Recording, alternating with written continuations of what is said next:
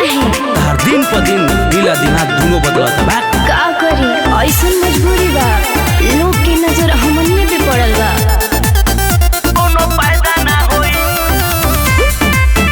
कोनो फायदा ना होई। जालिम जमाना से लागत बड़ी डर हो, हमनी पकड़ल बा सबके नजर हो। अच्छा सुनत रहो। हाँ हो, जालिम जमाना से लागत बड़ी डर हो, हमनी पकड़ल बा सबके नजर हो। ऐसन बात बा। ए जान छूट जाई मिलो जुलो फायदा ना होई।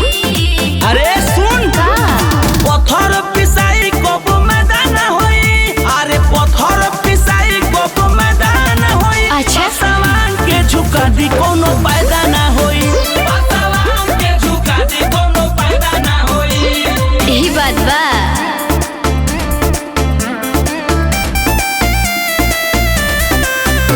म्यूजिक बाय संगम।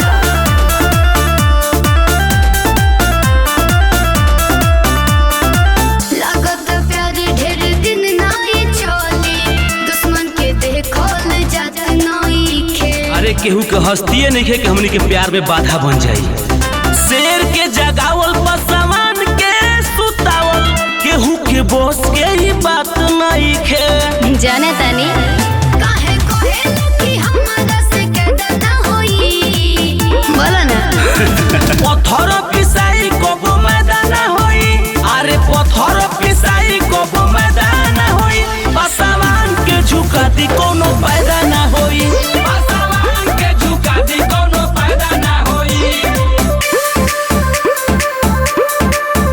कोनो फायदा ना होई, कोनो फायदा ना होई।